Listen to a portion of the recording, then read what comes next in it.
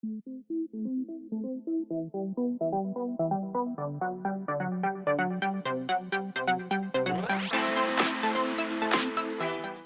everybody, this is Graeme, and today I'm going to be looking at Evolution New World. Now the first thing that drew me into this game was definitely the theme. Each player will be creating unique animals and endowing them with special traits.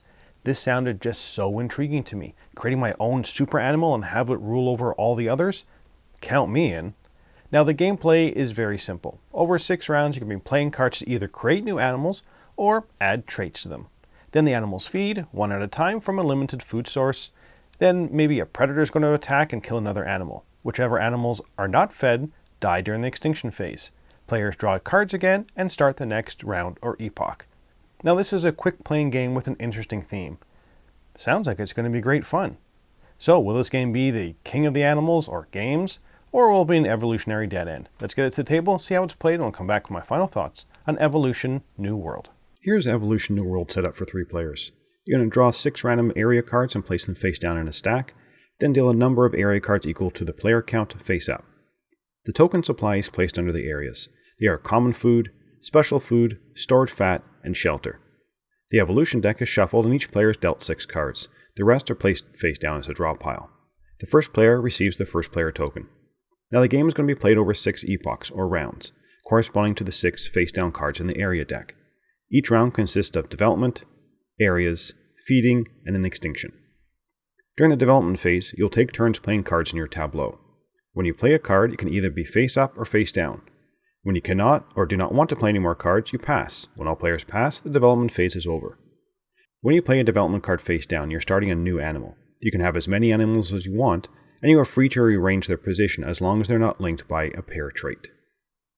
Instead of playing a card face down, you can play a card face up to add a trait to an existing animal. There are main traits and short traits. Main traits will be described on the card itself and the short traits in a separate reference guide. For gameplay purposes, there's no real difference between a main trait and a short trait, just one's described on the card and the other one's not. Whichever trait you want to use, turn the card to the appropriate way up and place it under the animal so only the trait name is showing. Animals may not normally have 2 of the same trait, the exception is being the fat tissue trait and the pair traits, which are shared between animals. You may only add traits to your own animal, and the exception to this is adverse traits, which are added to an opponent's animal. Adverse traits have a purple background and will usually give additional points at the end of the game if their animal survives. Once a trait is added, it cannot be moved or discarded unless another card allows you to do so. Once all players have passed during the development phase, you go to the area phase. A new area is added to the row, and food and shelter tokens are added to every card. Each symbol should be covered by an appropriate token. We then go to the feed phase, where you're going to be feeding your animals from the food in the areas and predators may attack other animals. Any animal that is not fed during this phase is going to die during the extinction phase. Feeding starts with the first player and continues until all players have passed. On your turn, you will either search for shelter, feed from an area, or an attack with a predator. Some of your traits may give you additional actions on your turn. If you're unable to do any of these 3 actions, you must pass. You may not pass if it's possible for you to do any of the 3 basic actions. Once you pass, all your remaining turns are skipped. Traits on animals are triggered by your opponent's actions will still activate even after you've passed. When all players have passed, we move to the extinction phase. During feeding, animals can only get food and shelter from areas they have access to. To attack an animal, a predator must overcome the target's protective traits, and only hungry animals can gain food or attack, and animals cannot take more food than they need. Animals can access an area if they fulfill the area's requirements. Some areas have no requirements, which means all animals can access them. As your action on your turn, you can search for shelter. Take a shelter token from an area your animal has access to and place it on that animal. Shelter gives complete protection from predators. Animals are either hungry or fed. A hungry animal is one that has fewer food tokens on it than is required. An animal with no traits requires 1 food to be fed, but adding some traits will require more food. These traits will have a plus and a number in the top left end of the card. During the feeding phase, you may not pass if you have a hungry animal and food is available. Once an animal is fed, they'll stop feeding unless the trait says otherwise. To feed from an area, the animal must have access to it. You take a food from the area and place it on the animal. Any traits that can be triggered by feeding on the animal are triggered now, like communication, cooperation, or hoot. The last basic action is to attack with a predator. Now, a predator is an animal that has a carnivore trait. Hungry predators may take food from areas or attack another animal and consume them. A predator cannot attack more than once during a feeding phase. To attack, first you're going to choose a target. If the animal has protective traits or shelter, you cannot select it. Then you attack. Rotate your carnivore card to show it's being used in this feeding phase.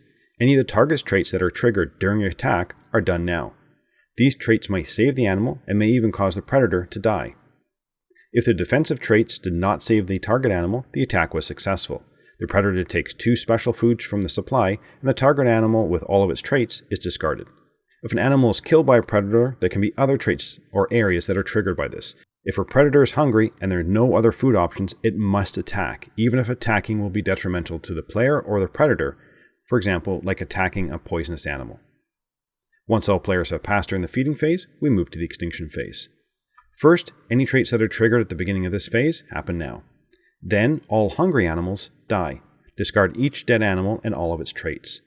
Then remove all the food, special food, and shelter from animals. Unused fat tokens are not removed. Discard the rightmost area card and return any rotated traits to their vertical position.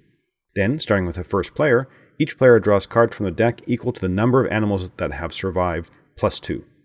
Then, all players must discard down to 6 cards. If you have no animals left after the extinction phase, draw cards until you have 6. Then, pass the first player token. After 6 epochs, the game ends and you go into scoring. You score 3 points for each of your surviving animals, add 1 point for each trait on their surviving animal. And you also gain additional points from traits that show a +1 or +2.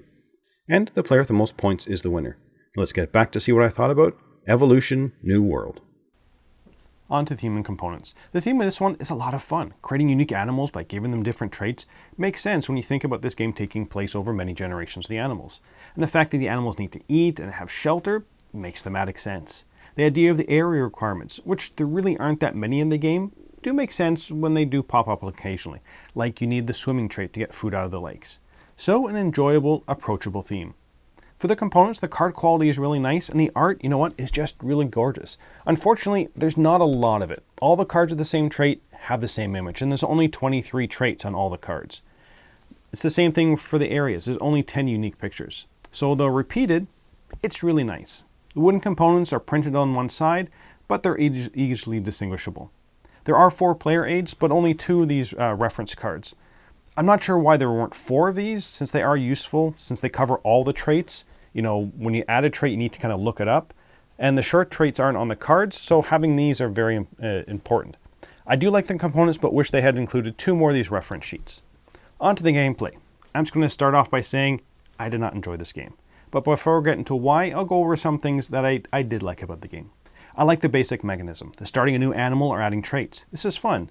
Saying I have a nocturnal cosmopolitan predator is just enjoyable.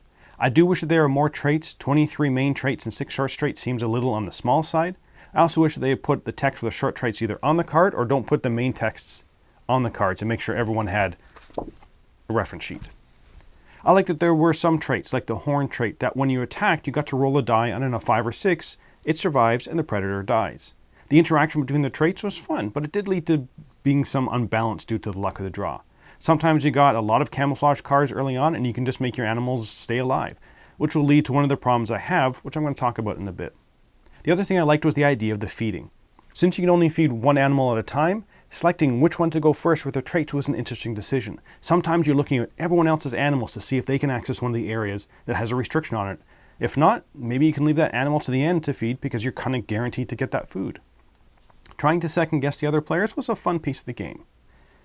Now on to the things I didn't like. This game has kind of a rich get richer approach to cards. The more animals you have, the more cards you get to draw. Yes, you have to discard down to 6, but you're going to be keeping the 6 out of the best that you drew.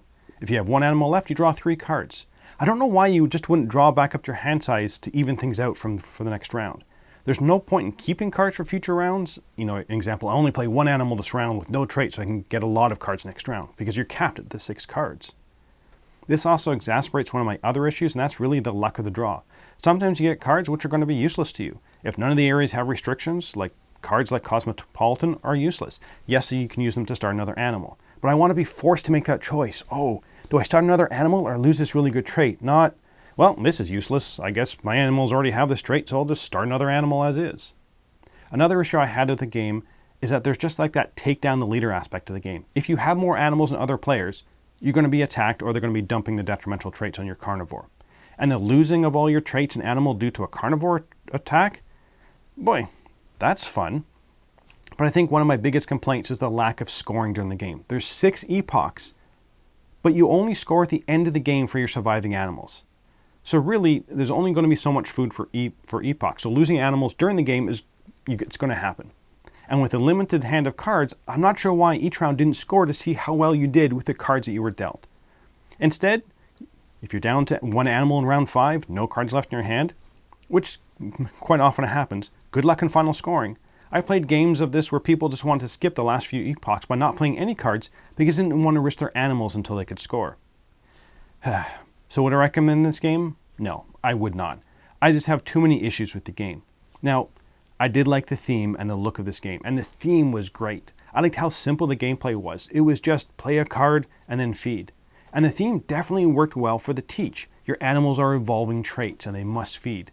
I like the decisions during the feeding phase, looking at the food available and all the animals that need to feed and figuring out what the best order to feed your animals was. But on the negative side, I just don't like that rich get richer. The more animals you had left, the more cards you got to choose from, which means you got to choose hopefully better cards. That combined with the luck of the draw just made it worse. I also dislike the take down the leader aspect of the game. If you have more animals, you're going to be attacked due to the rich get richer. This just felt like a game where you weren't trying to do your best you could, you're more concerned about making sure the other players were kind of doing as poorly as you were doing.